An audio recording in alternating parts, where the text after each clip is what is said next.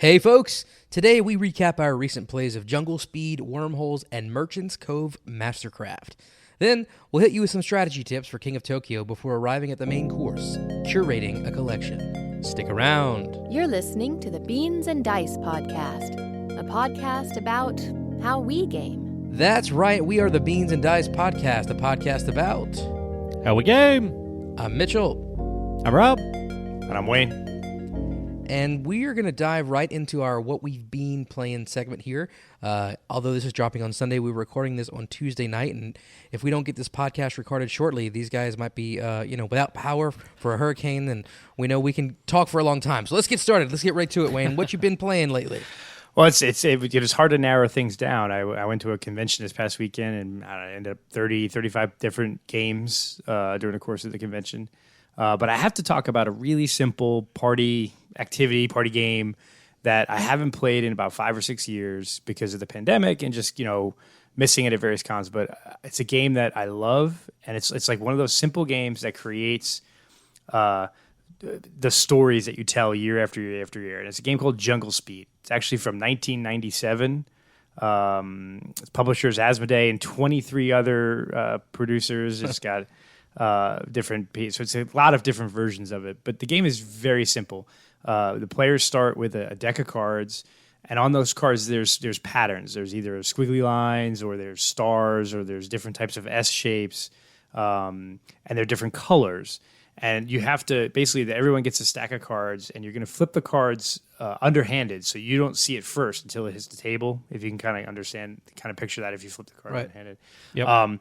And basically, there's a little idol, little wooden idol in the middle of the table, and if your pattern matches anyone else, if you grab that idol in the middle of the table first, all the cards that you've flipped, go to that person. So you basically, as a group of people, you start flipping cards, and one matches, boom. There's a couple of extra cards that have a color wheel in, where if everyone flips at the same time and you match on colors and shapes, then there's a color wheel out. So there's a couple of different special cards to play, but it's really just it's a game you play at the end of the night, and it's just raucous and fun, and just it creates stories. We've played it at Dragon Con so many years in a row, and we got to play it this year at Necronomicon late, and it's a really fun game. And like I said, it's those people who, if you grab an idol in the middle because you think you matched color and you're wrong, you take everybody's cards. So it's like that one moment where there's people, you hesitate to go grab the idol quick, and then there's that one person that has that pattern recognition, and they're just super quick at grabbing it.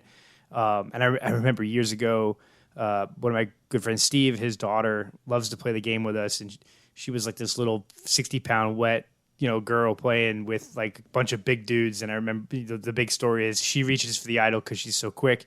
And my buddy Dennis, who's a big dude, baseball, football player type guy, works in the military, he grabbed it, and at the same time she grabbed it, ended up yanking her halfway across the table because he's 260, she's 60 pounds. But it's she was there, and now she's 20 something years old and was playing with us and still kicking our butt because she's good at the pattern recognition. But it's one of those fun games that when you're at a convention or at the end of a party night, it's you could get raucous with it. People get in other people's heads, and as you're flipping colors or shapes or patterns, again, it's really super simple and light. It's like under 1.2 weight on BGG, but it's a game that I just forgot how much fun it is to play. Yeah, I've played this one before. The one on BGG, I don't know if it's a reprint, but it's got like a little plastic totem. I remember whenever I played it, it was almost like a totem pole. Yeah, the one we have is the wooden totem. Yeah. So that made it really thematic for me. But yeah, that totem you have to grab is what really makes the game. The cards, that's not memorable, but it's exactly what you're talking about. Those fights over who got it first and can I yank it out of your hand that really make it a game that you come back to and tell stories about. And it's been years since I've played this game, and I probably didn't even have an active memory of it. And then as soon as you mentioned that you were going to talk about it tonight, all those memories flooded back in because of that one token we were fighting over. So that's, I think, clever design, that this one component is what you remember about the game, and then it brings all the other memories back with it. Yeah. And did you say you're grabbing when everybody matches? Either a color when you match anybody else, you grab it first, and then you give your cards to that person. There are some cards that have you match where everyone flips a card and you can match multiple people. But if you grab it and you don't match, because there's a lot of patterns that are very similar, if I thought I had the same as you and I grab it, I get everybody's cards. And so that's like you get down to like one person has 1 or 2 cards left, and some poor soul has a stack of cards because they grabbed the idol a couple of. And you'll say I've seen times where 2 people go to grab the idol, and the idol goes flying in the air, goes flying halfway across the room, and people are chasing after it. It's a good game. It's one of those games at conventions that if people want you quiet, or it could get raucous, kind of like like Pitch Car can or some of the other games, but it's memorable. So cool. Try, buy, deny. It's kind of like on Amazon right now. It's like $20 or $30, so not at $30, but like I think Walmart. I was looking. Walmart actually has a copy. I think for $14, $15. It's a buy because it's a fun game. You can play with kids. You can play with basically anybody. It's a super simple game, and it's a good way to end a night on a raucous little game. Yeah, that's a good point. You mentioned playing with kids. Man, this is one I know my kids would freaking love. I should probably pick it up for that sole reason. I've been thinking lately, I think we talked about it on the podcast or on the show all back, just trying to make more of an effort of playing with our kids. Oh, it's because of Nick last week on the podcast. Trying to make more of that effort. I've been really thinking about that this week, so that's a good one. I need to grab for that reason. Rob, what about you? What have you been playing? Been playing. At our game day, we had our kind of a delayed game day because we had Escape Winter earlier in the month. So we moved our game back to match up with the Wesley Chapel board game group here in the Tampa area. And they had their end of the month game day, which we kind of merged our two together this month at Your Turn, a board game cafe over in Zephyr Hills. And I got to play just a couple of games, even though I was there most of the day. The second game I played was My Father's Work, which I was teaching a couple new people how to play, and it took us about 4 hours to get through that one. So it was a little longer than I was expecting. But the other game I got to play was as a pretty new release, a 2022 release called Wormholes. It's a fairly recent, I believe this one was a Kickstarter that's come out. And just real quick, hit you with the BGGs here. It's listed 1 to 5 players, 45 to 60 minutes. It's weight 2.2. Designer Peter McPherson. And looks like AEG did this one. It's a 7.3 rating on BGG currently. But this was a pretty, you talk about simple games. This one, not quite as simple as the game you were talking about, Wayne, but this one is a pretty straightforward pick up and deliver. The setup of the board, you're kind of flying spaceships around, and you're picking up all over the galaxy, kind of going to planets, picking up passengers, and then taking them to other planets and dropping them off. And the hook to this one is the wormholes. And so you have a stack of, I believe it's 6 matching pairs of wormhole tokens, 2 1s, 2 2s, 3s, 4s, 5s, and 6s, a pair of them. And as you're kind of flying around the galaxy, you can drop, each turn for a free action, you can drop one of the numbers that you have in front of you. So like I can drop a number 1. When I first drop the first one, it has an active side and an inactive side. I throw it down on the inactive side, and until I go somewhere else and drop off the other 1 token that I have, I won't be able to use that wormhole. But as soon as I go somewhere, usually you want to get, maybe somewhere halfway across the galaxy, you can drop that second token that you have of that number, and then you flip them both over to their active side. And so then you kind of want to go away, go to a planet, make your delivery, and then drop that wormhole, and then kind of just jump through it and jump back so that you can go, potentially pick up some more passengers. You can...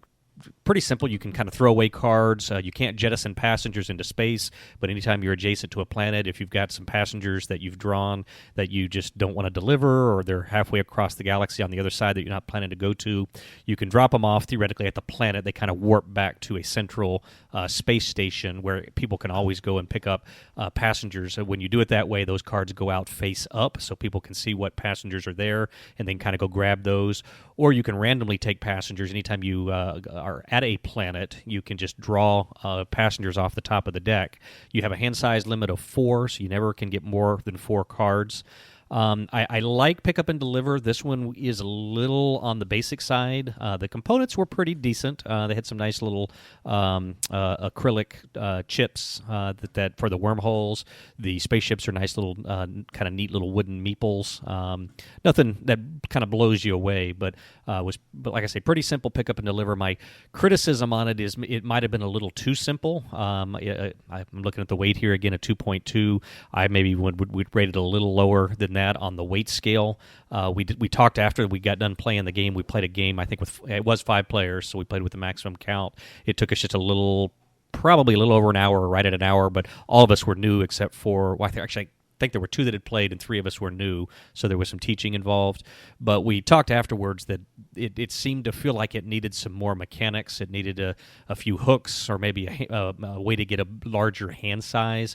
Only having 4 cards in your hand, usually you may have 2 of one particular drop off. Sometimes you get lucky to get a third one, and you can make one delivery and deliver them all to one spot. But it seemed like about halfway through that I was kind of just going through the motions, just picking up, dropping off, picking up. The fact that I finished last probably didn't help any either, but I would say it was pretty simple. Just to kind of wrap up on my end, I would say this is a try before you buy. If you really, really like Pick Up and Deliver, and again, it's a fairly new game. My thought would be that if it sold well enough that there'll be some expansions. I see that there's lots of ways they could go with this, but in the base game, the version that I played, the base game that I played, it was a little too simple for me. It was pretty straightforward. So I would say definitely a try before you buy.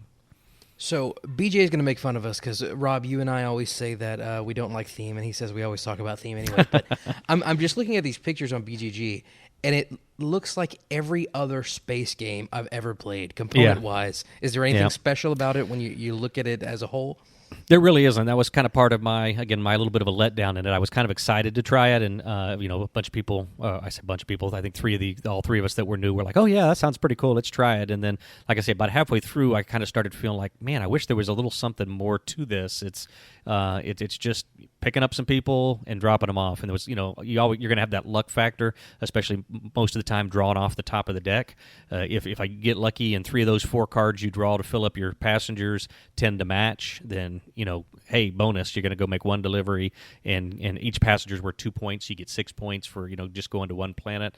Seems like a lot of times in the game I was drawing all singles, and so I was having to make decisions about what cards to throw away to see if maybe I could get lucky and draw a second or third card that matched something that I already had. But again, I felt like I was waiting for something more, and it just didn't come. So. Gotcha. Well, for me, I played Merchant's Cove Mastercraft. So Merchant's Cove is a game from Final Frontier Games that came out back in 2021. It's had a couple of expansions already. It was initially designed by Johnny Pack, but it's got a new expansion coming out that's actually currently on Kickstarter. Well, the Kickstarter may be closed by the time this drops, actually. But it's not coming out till next year, and that is Mastercraft. So BJ, our friend from Board Game Gumbo, has a great relationship with Johnny Pack, the designer of the original game, and he has a production copy of the game. I hope it's okay that I'm talking about it here, but it's no secret. He's shown it on his show as well. But Merchant's Cove is a really fun game where it's very asymmetric. Every player is playing a different merchant, creating goods to sell to these different warriors that are coming in on ships, and we pretty much all play our own little mini game, and we only interact whenever the ships come to the town. We are manipulating where those ships go and who's on the different ships, but how we actually make our goods doesn't really affect each other. So you really only have to focus on yourself in that part. And what's cool is, whatever type of game you like to play, you just pick that merchant and you get to play that game. So like in the base game, there's there's potion explosion, essentially. There's a roll and write. There's a pick up and deliver. So there's all kind of different kinds. And so this new expansion on Kickstarter is making there to be even more playable characters. And I experienced 2 of them this past weekend. I played the Baker, which it's hard to describe, but I mean, it looks a lot like Gutenberg. It's like these cogs, and as you turn one, it manipulates the others, and it simulates like these big mixers that she's baking things in to sell to the merchants. And BJ played was basically a card crafting game like Mystic Veil or Canvas. He was playing the Investigator, and basically the different translucent cards have different clues on them, and whenever he's able to match them all together to where he has matching colors all visible from the top, then he's able to like nail down the suspect. And super themey. Sorry, BJS, I'm gonna talk about theme. But also mechanics are really, really solid. And every time you play a new character, it feels like you're playing a completely different game, because really you are. And they work really, really well with the base factions. Oh, well, I say base, the base and other expansion factions, because Jeremy was playing the Dragon Rancher, which was one of the earlier expansions. And yeah, highly recommended if somebody can jump in on the Kickstarter late and get the big box with All In. Very fun game. So this is right up your alley of playing not the adventurer, but the people who provide the supplies. Exactly. Merchants of the Dark Road, Merchants Cove, Bargain Quest. Yeah. Yeah. So this is I was just looking at it. It looks like the Geek Market eBay. It's not necessarily a cheap buy. So this is definitely something you have to get via the Kickstarter. How does you feel? Is that going to detract? Doesn't seem like it. If it went to Kickstarter and it's coming to Kickstarter again, it's not really going to get a big retail release. So is it's worth the big box going all in on this Kickstarter sight unseen, or is this still a play? I think definitely the base game is a buy, 100%. All the expansions, I would say they're tries, because ultimately the main board doesn't change. There are some modules. There's different decks, and there's the boats you can switch out and things like that. But ultimately what you're doing is getting more root factions or getting more, scythe factions kind of thing, which they do change the game a lot, but some people might be content with just the base ones. There is an option in the Kickstarter if you already have the base game just to get the expansion, so it's not like Everdell where you have to be all in, for example. So yeah, it depends on if you like those kind of expansions. For me, I definitely would, because for this game, it's not just a more of the same. Although it's a new player, it's a completely different game. So if you don't like I think it's 4 that came in the original, now there's tons more to add into the game. There's only about 20 hours left on the Kickstarter. So by the time this drops, sorry, too late. It's going to be well over. You missed it. No, I was just going to say that. This is definitely a question of do you want more? Because I know Mitchell, you taught me at Dice Tower the one of the factions from the base game. I played the. I don't know if it wasn't pick up and deliver, the pirate. Yeah, the sea captain, their pirate that goes around and loots stuff. And, I can see getting quite a bit out of those 4 base factions. I guess it depends maybe on how many people you have playing. If you're playing with 4 people a lot, you may want to pick up some of those extras so you have some more options. But, if you play mostly with 2 players, those base 4 factions and moving around and trying each one of those and trying to master each one of them gives you quite a bit of play. So, I think I agree with you that the base game is probably more on the buy side, but as far as those expansions, you may want to try them out, see which of the expansions you like better, and decide whether you really need more content. So, yeah. It definitely looks like a pretty production value. It's great. Yeah, I mean, they definitely didn't skimp on art and components. It's these nice little cardboard boats that you put together. Nice organizer for all of them as well. One of my favorite parts about the expansion, so there's an expansion called the Secret Stash, and it's supposed to just be, I don't know, it's not supposed to be a new faction to play. It's just some other components. But in the bottom of the game box, there's actually a player board, and there was a secret extra merchant you could play. But some people actually complained. I guess it's people who don't keep their expansion boxes. They threw the box away and kept the components, and so they completely lost the extra. Couldn't play the extra player faction. Oh man, what a bummer. Yeah, so that's rough. Do your research, I guess. I don't keep expansions, so it's good to know if I ever decide to pick this up. But one thing I'll say is I do like the art on this is very cool, and it's not dark. I feel like bright colors. Yeah. Lately, there's been a lot of new games come out. Wonderland's War and Merchants of the Dark Road, and I'm trying to think of a couple more. This is trend towards dark art, right? Or and I like when it's a little lighter and colorful. I think it has a better table presence sometimes. But yeah, this is cool. Very cool. This definitely pops. Yeah. Cool. Well, all right, that will end our What We've Been Playing segment, and we're going to move on to Dice Advice. This week we'll be talking about King of Tokyo. So if you don't know, King of Tokyo is kind of like a Yahtzee-style game where you're rolling dice, you can re-roll it X number of times, and what you're trying to do is pretty much be the monster that's ruling Tokyo. You can attack the people that are outside of Tokyo, or if you're outside of Tokyo, vice versa. The dice may also bring you some health back up, or give you these little energy bits that you can use to buy cards. Or also some of the dice, if they match up and you get 3 of a kind, you may get some points. So it's kind of dice-based combat, but also kind of like light and good fun, very good for the kids. And we're going to give you some strategy tips on this game. What do we have, guys? So King of Tokyo, a 2011 release, so this game has been around a little while. 2 to 6 players, 30 minutes. This is a quick, light dice chucker. I will say light. I guess it's a little more than light, but a dice chucker, kind of a Yahtzee mechanic going on in it. You add a little bit of fighty, attacky in it. And I wanted to jump in first here just because I think the big question on this is, does anybody play for the knockout, or do you just go for points? I mean, I think that's the big question here. That there's 2 main ways to kind of play, at least the base version of this game. We'll touch a little bit here in a moment on some of the expansion stuff, and then the New York edition that came out. And but in base game King of Tokyo, from the way I see it, is you've got 2 options. You're either going to try to get into Tokyo, get those points that way, but potentially knock everybody else out, see if you can survive King of the Hill kind of style, or you're kind of laying back a little bit, hoping people don't notice you, fly under the radar a little bit, and try to do the points thing by matching up 1s, 2s, or 3s as you roll the dice. I used to be a big in-your-face, try to knock people out of Tokyo, get in there, get some points, but then try to attack everybody and knock them down to 0 health. I found out after playing this for a handful of times that tends to be a tough strategy, and I have morphed into more of the fly under the radar and kind of let other people attack each other, not be too eager to jump into Tokyo, and just kind of try to roll those sets of 1s, 2s, and 3s. Maybe get some power cubes here, some power, and when a cool card comes out, try to jump on that and take advantage of whatever power that gives you.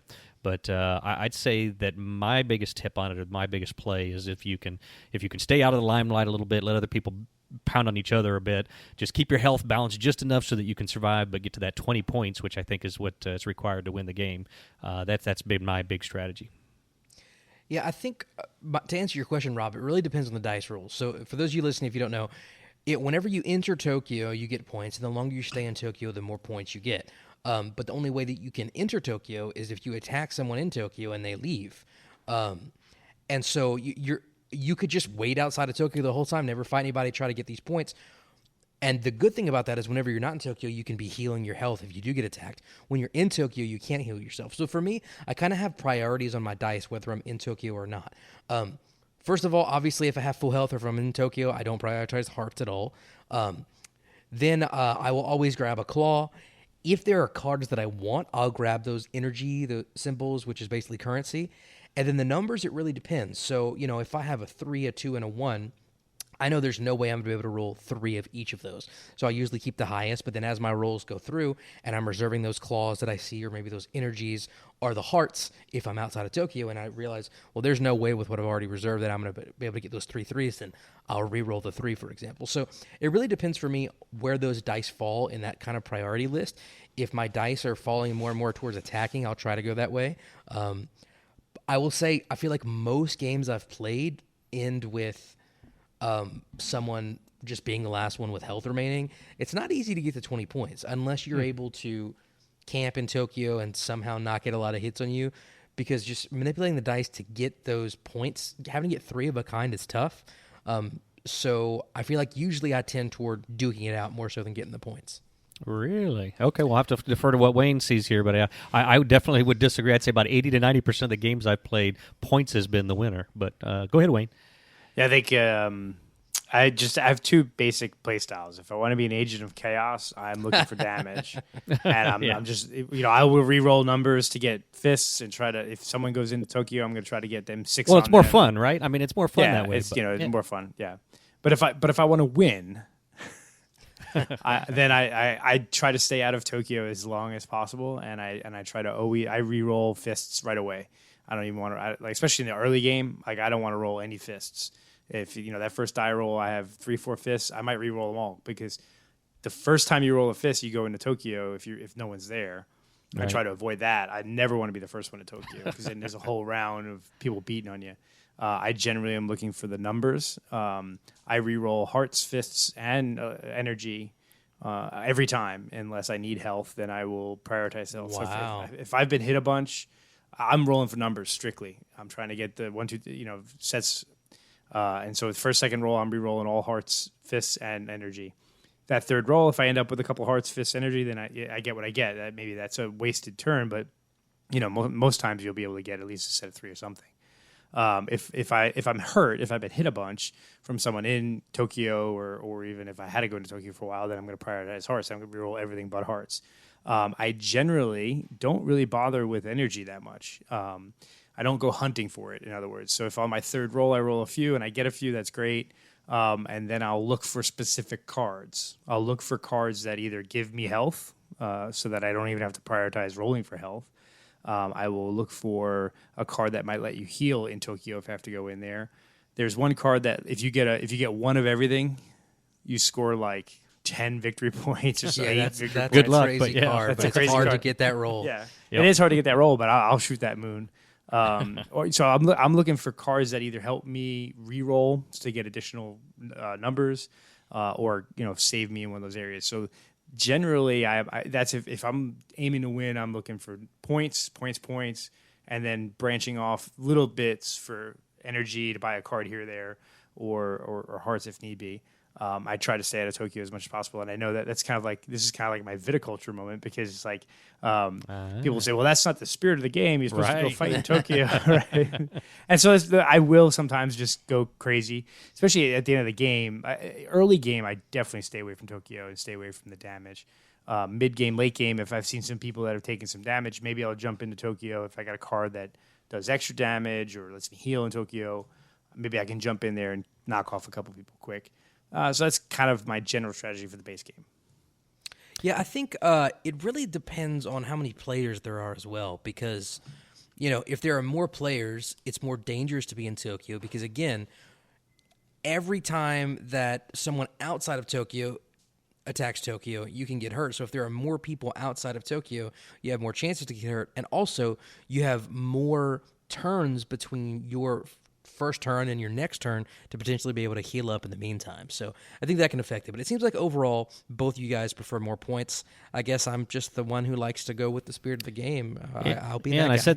I said this on last week's podcast as well. But this is another game that it sounds like we've got some differing styles here, and so this would be interesting to get a game with the three of us together just to see kind of how it works out. Because I know I've played a few games on BGA recently, and I think Wayne's been in one or two of them. I know Ron Frazier's starting games of that up all the time, and so I'm just wondering how much it is the style. But like I say, especially just in my recent plays on BGA, literally 80 to 90% of the time, those games are ending on points, and I really don't see anybody going for the attack strategy much. And so it'd be interesting to play with Mitchell if that's more along the line of what you do, just to kind of see how that shakes it up a bit. So I'm curious, but yeah, cool.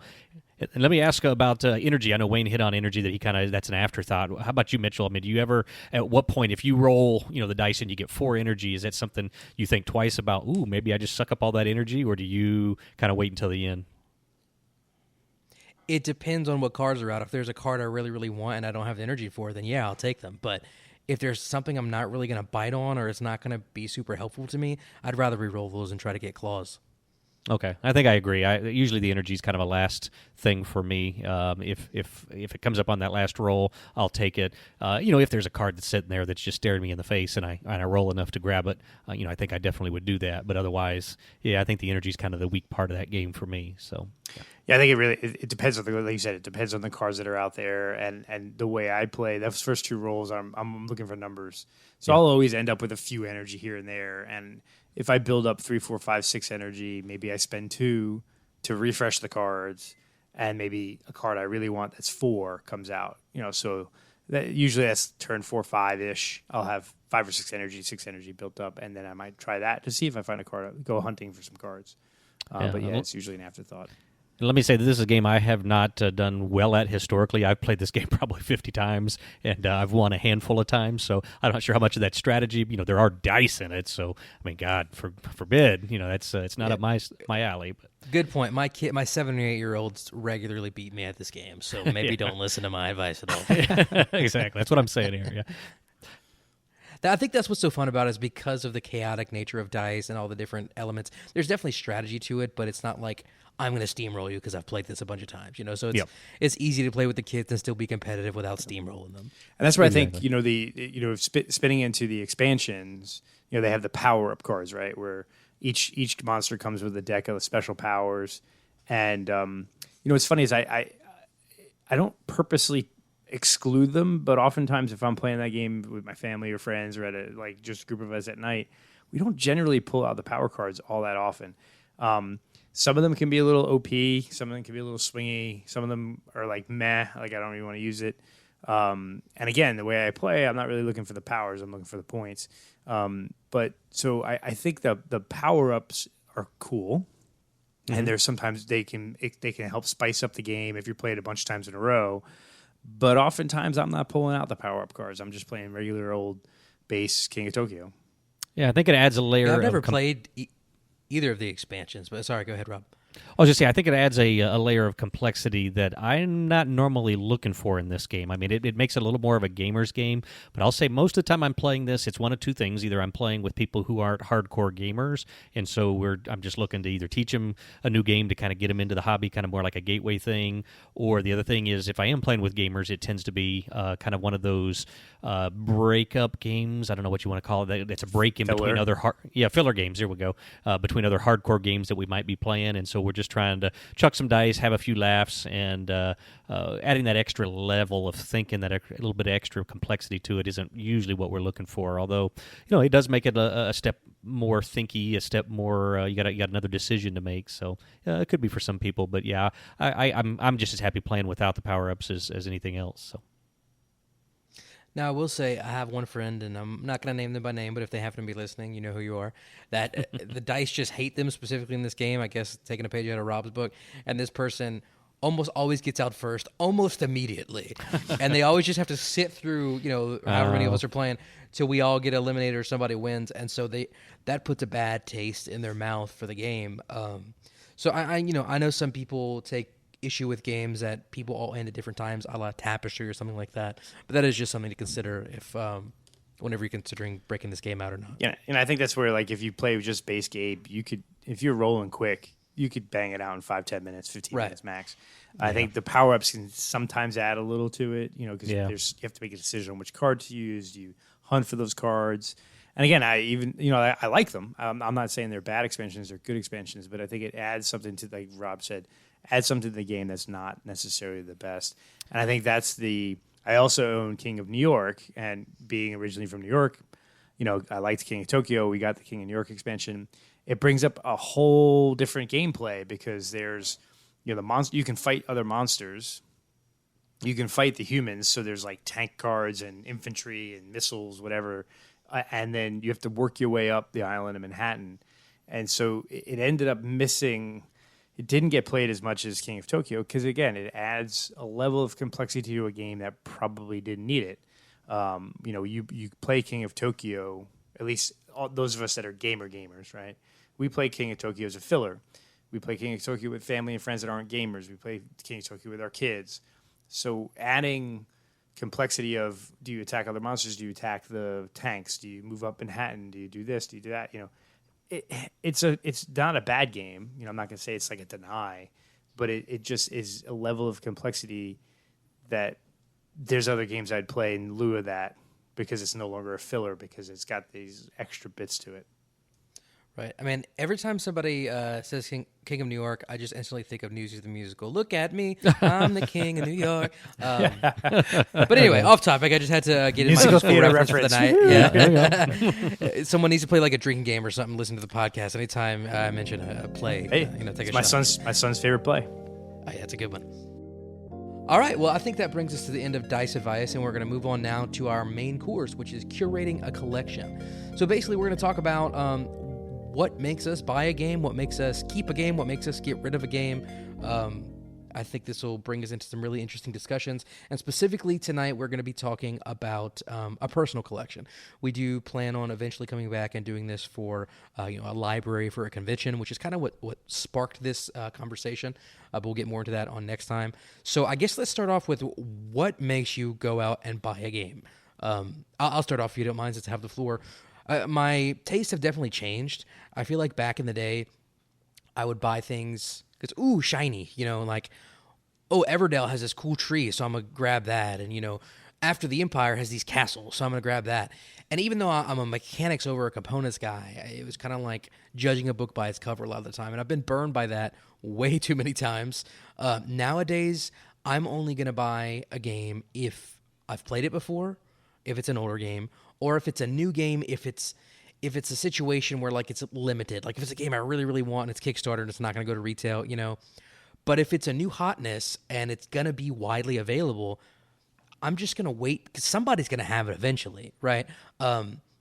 Especially now, if one of my close friends that I game with all the time has a game, I don't need a copy of that anymore because pretty much every time I'm going to be gaming, I'm going to be gaming with you.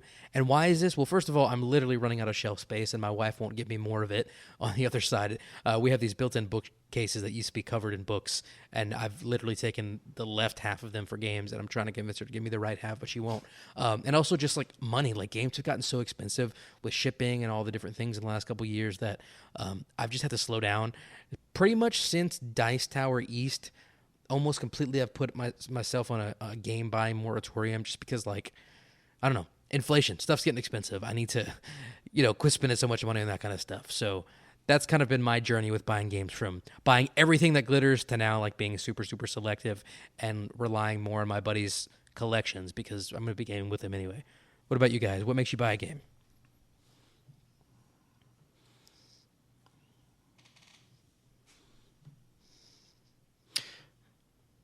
So I think I'll start a little before that. I've been a board gamer for a long time, but like hobby gamer, 22 years probably.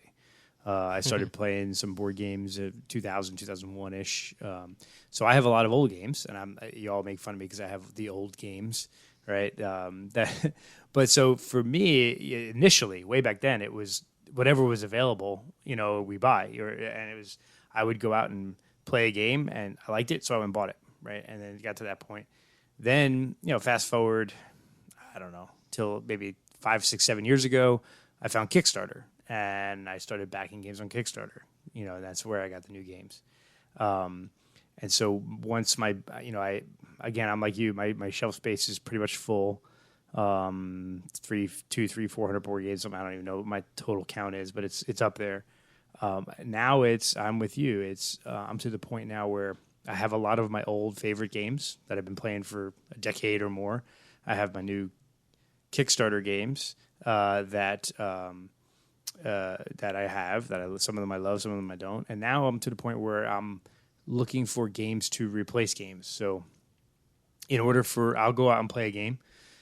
And if it doesn't fit a game in my collection, so the example I would say is Barren Park. Right? I played Barren Park a bunch on BGA, and I now own a copy of it because I didn't have a polyomino placement game really in my collection, so it fit a niche in my board game collection. But then other games, I go, okay, it's a worker placement game, right? So like Raiders of the North Sea, it's a great worker placement game. It's fantastic. I don't own a copy of it. Because enough people I know own copies of it, but then also I have a ton of worker placement games in my permanent collection right now. And as much as I like Raiders of the North Sea, does it replace games in my collection at this point? And so that's sort of where I try to evaluate is what are the game mechanics, what are the theme, is it better than a game that I currently own to the point where I would get rid of the old game? Yeah, and replace it? Another thing you mentioned. I'm not quite at the one in, one out exactly, thing, but it made me think of this. I'm really looking at what I can use to replace. Fallen before into the trap of like a game is on sale, so I need to buy it. I mean, it's brilliant marketing. Was it like Game Nerds that if they have these deals of the day, and then if you get to $100, it's free shipping, right? So it's like I'm getting this really, really good deal on this one game, but then all these other games I'm paying face value for that maybe I wouldn't have even bought those games if it wasn't for this deal of the day. But I don't want to pay the extra money for shipping, so I'm going to spend more money to save the money. Whereas, if I were buying this on Amazon, I wouldn't be paying shipping at all. So I think that's another trap I try not to fall into. As I think, you can follow this sort of bell curve, right, of gamers is as you start to get into the gaming industry, and we see that some of our friends, some of the Beans and Dice crew, there's a huge family in Beans and Dice that have various levels in age of gaming years, right? So you have some of us like me and some other folks that have been gaming for 20 years. And you have some folks that have only been into it for a couple of years now. And you can kind of see that bell curve of, oh, I'm into games, I'm buying games. I just want to own everything. I'm buying everything. I'm seeing everything. Every game I play, every game I see, every Kickstarter. And then you come to that back end of the curve where you're going, do I really need to own every game? No, there's thousands of games. I really just need to be a little bit more strategic about how I game. What about you, Rob? What makes you want to buy a game these days, or in the past as well? Yeah, it definitely has changed. I'm going to echo a lot of what Mitchell said. Contrary to what Wayne was saying, he's been doing this for 20-something years. I've been closer to probably somewhere between about 13, 14, maybe 15 years when Carlos brought me in and kind of took me under his wing and started teaching me when we were working together. But my taste or my preference, I guess, has definitely evolved. When I started out, I was actually extremely picky in what I bought early on, which is different than a lot of people, because I know y'all talked about how you bought a lot of stuff that you saw that you liked right away.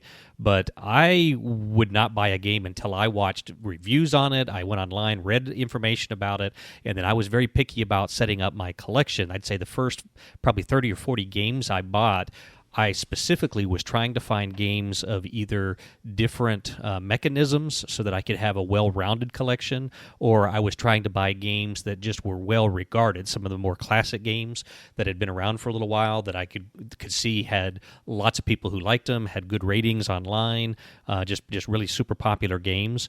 I then went through kind of a middle period there, I'd say probably for a stretch of probably close to 10 years, where I got a little more free in I was buying a lot of stuff anytime I'd see a game like a Barnes & Noble on sale. I'd jump online, I'd kind of look, and if it had a decent rating, it may not have to be great, but I'd start just kind of picking up games just to kind of build my collection. I'd say once I got to about 100 games, which has been just in the last couple of years here, I have kind of gone back to being a lot more selective. I've slowed down. I haven't quite put a moratorium on buying games, but I will only buy games. I think Mitchell said this, that Wayne said this, that games that I've played, that I like, that I know are kind of up my alley. I can tell pretty quickly, though, when I'm looking at a game, if it's going to be something that I'm going to like or not. But I really feel that I need to play a game a couple of times to know that it's really something that I'm going to play multiple times, because there's so many games you can play, and it's like, oh, that was nice, that was a fun experience, but do I really need to own that? Is that a game that I'm really going to want to introduce other people to? Is it a game that I'm going to try to play with my family? If it doesn't fit one of those niches where I know it's not just going to sit on my shelf, then, again, I'm real picky now about the games that I pick up, because and I think Mitchell talked about this a little bit as well, that other people's collections, I find more and more as I've been doing this for a while that I lean on my friends, people in our game group, especially now that we've got the cafes, other board game shops that are open that have these libraries and collections. I feel less and less like there's games that I absolutely have to have, and I find that I'm kind of turning back more recently to the classics again. I'm going back and I'm finding these true blue games that I know have been around a while, that they've got staying power. It's fun sometimes when they do these reprints and they kind of streamline a few things, or they put some new art on an old game that's a classic, that's a popular one, and I find those are catching my attention more and more recently, instead of the new hot shiny Kickstarter that seems like so many people in the game groups and the game circles jump on. I really have resisted that impulse kind of buy, and really am looking to know a game before I pick it up. I guess another important thing to mention on this topic of not just the game, but the blinged out components and the promos and the Kickstarter exclusives. Yep. For me, that's almost 100% I don't go for it, because I'm all about mechanics. It could be black cubes on a white board, so I don't need metal coins and stuff. And sometimes my wife will get me that for Christmas or something, and I appreciate it, but I'm not going to go out and spend money on that whenever I could be buying more games with it. What about you guys? I'm the exact opposite. So I love mechanics and I love hard games, but I also love theme and style. And so, because I'm very selective on what games I'm adding to my collection, if I add a game to my collection, it's going to replace something or get a permanent spot. I want it to be beautiful, blinged out. I want it to be the best possible, because instead of buying 50 games a year, I'm buying 5 or 10, and the best. And so the classic example is like Brass. The Brass reprint, loved it, bought it. Rococo is a game that wasn't in my collection, but I loved the game and I wanted it forever. So when Eagle Griffin Games released that super deluxe giant version of Rococo, it was a must buy for me, and it's in my collection. And Rob's played it, and it's a great game. It's a beautiful presentation, So I'm almost the other way of I'm only going to buy a few games a year. So the games I buy, I want them to be great games. First and foremost, it's got to be a good game, but then I want it to be the blinged out fancy version of it, because if I'm only going to buy 5 or 10 games, I might as well spend the extra money and have it be a really beautiful experience.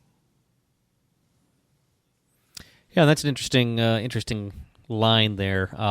So I guess I haven't thought too much about buying a new game. When we talk about blinging games out or having upgraded components and that kind of stuff, I kind of it's something I haven't jumped wholeheartedly into. I've got a handful of games, maybe 4 or 5, 6 games in my collection that I've gone and gotten kind of some aftermarket stuff on, or have really gone for the new blinged out, so to speak, versions of. So that's something that's an interesting thought there. I tend to only do that with probably games that are in my top 10 list. I don't do it just for a game that I'm going to buy. And so I don't know, if I was going in and there's a new shiny Kickstarter version of an old game, if it's a game that that I really like the mechanisms and I played it and I think it's something that I'm going to own and play, sure, I think I'll probably go for whatever the shiny new version of it is. And then, like I say, I've got probably 3 or 4 games in my whole collection that I've actually gone back and upgraded. Orleans is one of my favorites, and I've gotten some aftermarket stuff for that.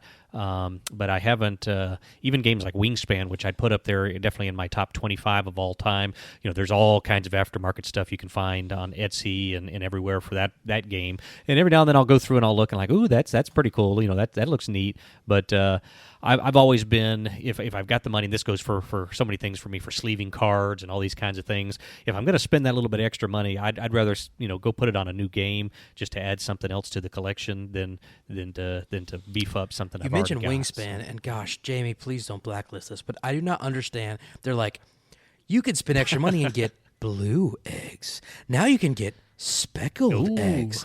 Like, come on, that does nothing for me at all. Why are people spending their money on this? Well, again, though, you're talking about if it's a game that, if it's a lifestyle game for people, they're going to, the Scythe, right? The people who love Scythe and play it to death, they're going to buy everything possible. They want the metal mechs. They want everything. And what's funny is as much as I love my bling out games, I don't go on the Etsy route. Like, I just want you to sell me the game, charge me the $100, $200, $120, whatever it is. Give me it blinged out. So like the Castles of Burgundy, right? I own original Castles of Burgundy, all the expansion boards and stuff like that. I went in on that most recent Kickstarter because it's a beautiful version of the game that I love. It's a top 5 game, maybe one of my top 1. But I've never gone out previously and bought like bits and bobs for it. I don't want to have to deal with all that like aftermarket stuff. Just bling out the game, send me the fancy copy, and I'm done. Right? I just want to be, and that's why I love like the Viticulture big box, the Wingspan big box that are coming out. Those are day one purchases for me. See, I don't get this idea of reprints. Like, you have a perfectly good game, and you're going to go buy a new one. It just doesn't work for me. But now there are a few things I will buy. So big boxes, yes, because, if I really, really like a game, I'll get every single piece of expansion for that. And, for storage, that makes sense. Things like for Terraforming Mars, initially, the first run of the game, before the big box, they had literally just pieces of paper that were tracking all your different productions, and one bump and the whole game is messed up. So like, I got the broken token, pieces for that. So if it serves a purpose, in Call to Adventure, for example, it comes with one set of runes. So whenever I've played now like 8 cards to my tableau, and every turn I'm having to go and grab the runes I need. No, I want to be able to have those runes sitting in front of me so I know what I can use. So I ordered like the extra sets of runes for that. If it's going to speed up the game or improve something about the game other than just how it looks, sure. But that's about as far as I'll go. Well, but like, so Castles of Burgundy, right? If you own an original copy of Castles of Burgundy, if you own an original copy of Brass, they're ugly games. Yeah. Right? Agreed. Hey, I don't know. I like the prettiness of some of the modern. I love the idea of taking older games that I've played 20 years ago, 15 years ago, and if you're going to reprint it, you make a nicer copy. I've gotten enough plays out of my original copy of Castles of Burgundy that I have no problem handing that off to somebody and moving to my new fancy version. Yeah, and just touching on, if we're talking about curating or maintaining a collection, I think we got to at least touch on culling and when do you and how do you. That's the other half. I think that's even harder.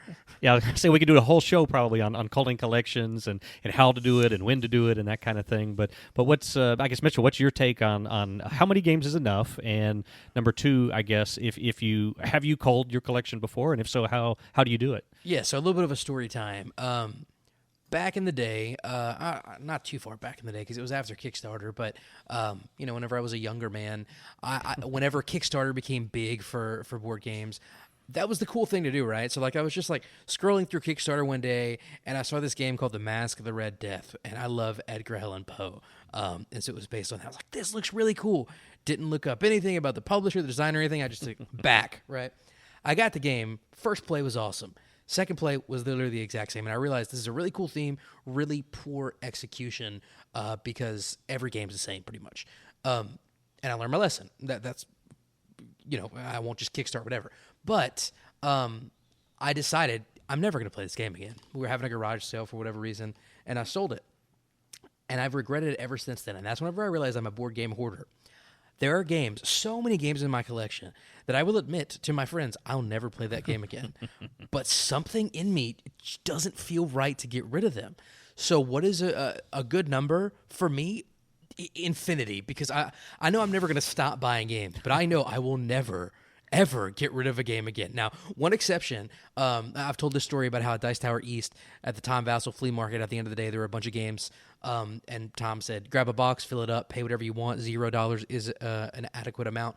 So I went and tossed him $20 and literally just started pouring games in a box. Didn't know a single title in the whole room of thousands of games. So I was just looking kind of at publishers and what was still in shrink and what looked cool. And there's one game I got. I literally only got it because it was still in shrink. I think it was called What's for Dinner or something strange like that. It literally looked like a square hamburger. And we played it a few weeks ago just to get it off the shelf of opportunity. And in my opinion, it was a horrible game. But my friend Lainey, Rob, you met her at Sobo. Oh, yeah. She really, really liked it for some reason. And actually Really? at Sobo, the play to win section, she won one of our favorites, Vamp on the Batwalk. Oh. And so I was like, you like this game? She's like, yeah, I'd love it. I said, I'll trade you for Vamp on the Batwalk. And she did. So I got Vamp on the Wow. Batwalk. So that's not exactly a culling because it was a 1-for-1 trade. But I think that's as close as I'm going to get to culling these days. What about you guys? So I have it's sort of an organization in my shelves where in my bookshelves to the left are the games that are never leaving my collection. Games that I love. It's the Castles of Burgundy. It's the Lords of Waterdeep, it's the Concordias, it's those kind of things. And then as you go left to right, games get demoted, right? So as I really like Barron Park. Barron Park's going on the left shelf. That means something's going to move to the middle. Something's going to keep moving down. And then that far right bookshelf is games that I'm like, I probably should get rid of those because I'm never going to play them. And actually recently I did. I think during the pandemic, I pulled out maybe 50 games where I was like, these are gone, right? And I went through and I looked at their, values of them. Some of them were out of print. Some of them, I had a second edition of Diemocker or Democker, whatever you want to call it. Yeah. I had 2 copies of Union Pacific. Don't need 2 copies of Union Pacific. So those are ones that I want to sell those because those are valuable. But then there's, mass market games that people gave me over the years, games that I had bought. Some got donated to Goodwill. A whole bunch got sold at the Your Turn flea market recently, and so now I came back from Your Turn with maybe 20 of those 50 outstanding, and then I think I probably need to cull another 10 because I'm holding myself to the 4 big bookshelves I have. I don't use the Calyx from IKEA. I use the Besta because they're a little more modular. They don't you're not stuck to the square. You can move the shelves around, and they've got doors and stuff. So. So that's where I'm going to keep my collection in those bookshelves, and as they overflow, I'll have to get rid of some games. But my problem is a lot of the games I own are older and thus not in print anymore. And so how do you get rid of a game that's out of print, right? So it's like, it may not be worth a ton of money, but you never know what is going to be worth money. So that's why I have held on to some games. Like I think the one that I really should get rid of, but it's on my shelf, that is Cargo Noir, which is I think it's a fantasy flight game, but it's like one of those ones that was one of their misses amongst their releases. But it's a cool game, but I've just never played. I played it like 2 times, 3 times. It's just been sitting on my shelf for 15 years, so I probably should get rid of it. So that'll be, the next phase of is really just, this is a game I haven't played in 10 years. Let's get rid of it. Yeah. And I got to say, I've never done a proper culling of my collection either. Again, I haven't been in the hobby forever, but long enough probably where I'm getting to that point. It's interesting how my number or my standard has changed as I've gone along. For a while I said I was only going to have about 50 or 60 games, and then you kind of hit that 50, 60 mark, and then it's like, oh, I've still got a little space over here, so I kept picking up a game here, a game there, and then I hit 100, and when I hit 100 games, I was like, well, that's a nice number. Let's keep it at 100. And so for a couple of years, I did a pretty good job of doing that. Anytime I'd get a new game, I'd find a way to kind of get rid of one. And I've never done a proper culling. We've done little things like the Beans and Dice for the last couple years. We've had a holiday event where we've done a game exchange where you bring a game and then put it on a table, and we draw numbers out of a hat, and then everybody goes and picks a game that they want. So you get some games that maybe you don't have the love for, but other people, it's fun to go and see other people get excited. We try to bring quality games, but just games that you don't think you'll play. And being the hosts, last couple of years, Carlos and I have, everybody's brought a game, but we've brought 5 or 6 or 7 just so that there would be extras. And, we have people who show up every year who are either new to the group and they don't know what's going on, or they just don't, for whatever reason, can't bring a game or don't bring a game. And we want everybody to participate, so we have extra games there. So, I've gotten rid of a handful of games, that way, or other little ways along the line. The other part of that, again, is kind of, and you touched on this a little bit, Wayne, is the space issue. So I kept telling myself, when I fill up this calyx, then I'm done. And it was kind of funny. My wife had a couple little calyxes that she was using. I've got the 4x4s, and then she had a couple little the tall, skinny 4x1s, and that she was using for crafting and things like that. And then she bought a crafting desk, and so all of a sudden I had an extra 4x1 real estate. Exactly, little 4x1 that showed up, and then she had another one of those tucked away in the corner she was using for something else, and then she bought another desk system, and she's like, oh, I don't need that anymore. So it's like, oh, okay. So now I've kind of joked around a little bit that my collection now is about 150, 160, and I've got like 3 or 4 cubes still that need to be filled, that need some love. So again, that number kind of keeps creeping up, and so I'm kind of waiting to hit that point where I just say, all right, well, this is enough. If I get to a point where I get new games, I got to get rid of games. I'm not against that idea, but I after doing this for about 15 years, I still find it hard to let go of games. I don't know if I'm quite to the Mitchell where I'm just going to keep everything forever,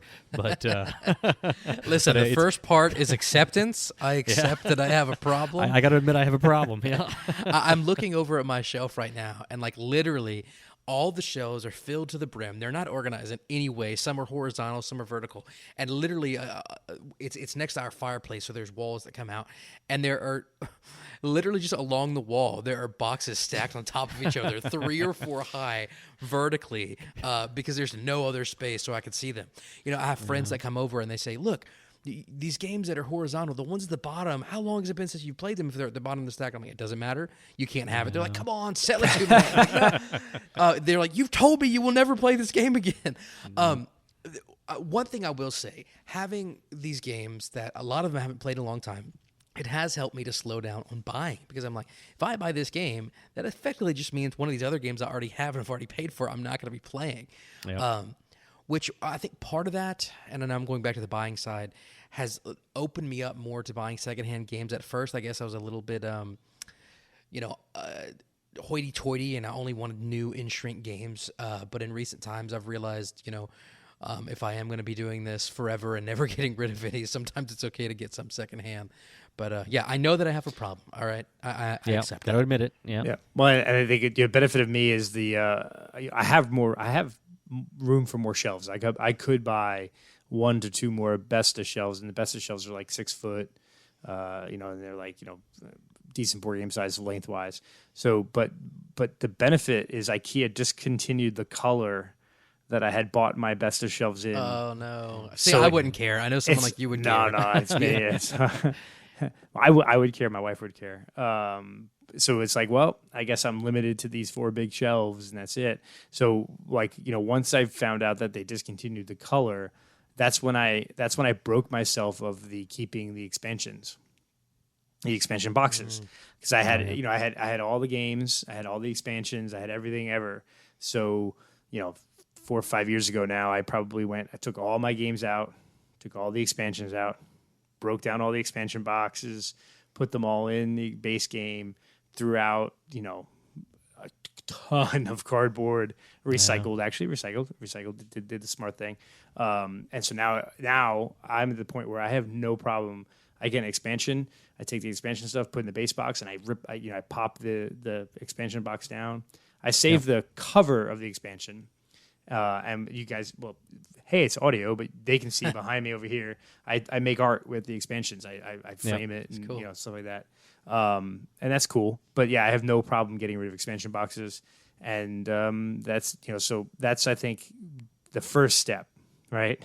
Yeah, it's funny how that changes, because I went through the same thing there for a while. It's like I kept every box, and I was like, oh, this is such a cool box. It's such cool art. And then it's just all of a sudden one day I was like, you know what? I gotta break stuff down. I got to get rid of stuff. So kind of like you, it probably in a week I went through and kind of cleaned up everything, squished stuff down into boxes, threw out a whole bunch of expansion boxes and extra inserts and things I didn't need from boxes, and just kind of went through the collection pretty quickly. But it's funny how that at some point seems like everybody goes through that, and that's a thing that clicks, and it's like, hey, I got to do this. So I don't keep my expansion boxes unless I can't fit them in the base box. Like the first Tapestry expansion, I was able to fit in there by getting rid of the organizer. But like Scythe and Terraforming Mars, you got to have the big box for that. Now here's a question. I think it was on the Board Game Geek YouTube channel, but don't quote me. They have this series where they're like, oh, these games have the boxes that are too big. Here's how you cut them down and print out the art and make it smaller. I think that's sacrilege. What do y'all think? Yeah, I saw it on Game Night or something. Yeah, there was that they were doing that to a couple of games. So yeah.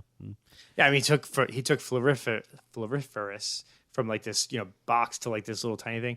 So my only problem is I'm not that I'm not that crafty. Yeah, I would screw that up so badly. But I get it, and you know what? I get that designers have to put games in big boxes so they draw attention. But it does kind of suck, because I have some games in my collection that 80% of that box is airspace. So if I was talented enough to cut down game boxes, I probably would at this point. Because I think what it is if there's a game that I know that I'm going to keep forever, like I'm not getting rid of this game, or even if I did, I'm just going to give it away because I got a replacement game. I have no problem downsizing, changing, messing with it, those kind of things. And so that's I don't think it's as sacrilege as you, but I just don't have the talent to actually do that work. Yeah, I'm a little bit of both, but it was Eric. I forget what his last name is. Eric from Game Night. Eric Martin, there you go. They cut down Furnace, and then he had to admit after the expansion came out, he couldn't fit the expansion in that box, so he had to go back and put it all in the expansion box, which was kind of a whoops. And then I didn't see him do any more after that. So I think it's partially, number one, is the talent and the time to do it. I don't see myself putting in the time, and I'll probably screw something up and screw up the whole box, and then not have a box to put it in at all by the time I'm done with it. And then number two is just I don't. It almost seems like if destroying, hopefully there's been some thought. I know that definitely isn't the case always. There's some of these boxes are ridiculous for the amount of components that you get in the box, but hopefully there's some thought in the box versus the game, that either it's because of some nice art they wanted to put on there, or consideration for future expansions, or something. I know that doesn't tend to be the case. There's a lot of reasons for retail and other things we won't get into as to why boxes are the sizes that they are, but I'd like to think that they had some forethought, some thinking about why they did it this way. I'm going to keep it the way it is. So I'm talking about sacrilege, and I look over and I see my Terraforming Mars box. So I mentioned I have all the expansions, and I used to play that game a lot. I got a lot of mileage. I'd bring it to friends' houses and things, and that would be the only game we'd play in a night, so I wouldn't even put it in my board game bag. And because there was just so much stuff in it and the broken token, one night it fell out of the car and just exploded. And currently my Terraforming Mars box is an Amazon box. And I had grand plans to print out the art and paste it on the sides, but yeah, that never happened. But my next question is, what about the Tom Vassal way? Get rid of all the organizers, just dump everything in the box and bling it out all the way. I know we already talked about the blinging out, but organizers, yay, nay? For me, I say yes. I don't care how big it is. If you're going to organize my components and make setup easier and faster so I can get more games in, all the way, yes. What about y'all? I think when it came out, and I know we don't really, I don't support them anymore, but the broken token inserts, and I own a couple. And I'll say for like Lords of Waterdeep, it came out sort of after the expansion was out, and it wasn't expanded since then, and that was great because I have the broken token insert, and that's a really good one for Lords of Waterdeep.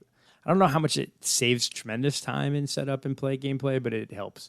But then I think you have Battlestar Galactica, and I have the one for King of Tokyo, and I have the one for Smash Up. And then they just kept coming out with expansion after expansion, and I got to the point where, well, those inserts no longer work because of all the other stuff I own. So my biggest issue with the inserts you buy is you have to be careful and only buy the games that are done, right? There's not going to be expansions anymore. And again, I wish I was craftier because I would love to do like foam core inserts here and there and make my own. But honestly, in the last few years, once I did the expansion thing, break all the expansions and put them in the boxes, baggies, it just works. It really, I think, put all the opponents in baggies. And what I try to do is just, if a player starts with a certain amount of things, I create a bag, and this is everything you need to start the game. But what I'm talking about, Wayne, we're talking about getting rid of expansion boxes. I mean, the inserts that come with the game, Vassal throws them out. Do you keep those if you need the space, or what? Oh, yeah, absolutely. Especially like a lot of the Fantasy Flight stuff where it's just the well in the middle of cardboard. Yeah, the trench, yeah. That goes away right away. If it's a plastic insert for a game where it's designed for it, like the game trays, then no, I won't get rid of it. But if it's any kind of other insert that's not necessarily like perfectly made for that game, then yeah, it's gone. Especially if I have expansions to put into it. And it really depends on the game because, like I mentioned Tapestry before, the base game, those little buildings, they have a very specific way to go in, and if you don't put them in right, the box won't close. Just putting them in the bottom of the box is faster, and like they're durable. They're not going to fall apart. I got rid of that Tapestry one. What about you, Rob? You keep those? Yes, I think it definitely depends on the game. If it's a game that has a well designed insert, I'm definitely not throwing that away. I'm keeping that. Again, kind of talks back to what I mentioned earlier, where hopefully there's been some forethought, whether they've done some planning for some expansions, and you can. It's funny, you can see some inserts and you're like, ooh, there's a little spot over there that nothing particularly goes in. I bet there's something planned for that. So it could be little hints on what's coming. But I don't throw away the insert just automatically. I know some people do as soon as they get it, kind of the Tom Vassal way. Just no matter what, just rip it out, throw everything in baggies. I do agree with Wayne that as far as organizing games, I definitely like putting baggying things for each player. So when they sit down at the table, I just toss them their baggie and they've got all their starting components. And sometimes doing that requires you to get rid of the insert just because they don't fit in there that way. And so you kind of have to get rid of that insert so that you can make the components fit in to where you can bag them in different groups. But I would say I don't automatically throw the insert away until I run into a problem with it. And a lot of times, again, I find that to be from expansions. If it's designed and the box is fairly full to start with, and then expansions come out or organizers come out, again, touching on the broken token, I jumped on the Terraforming Mars broken token stuff pretty early.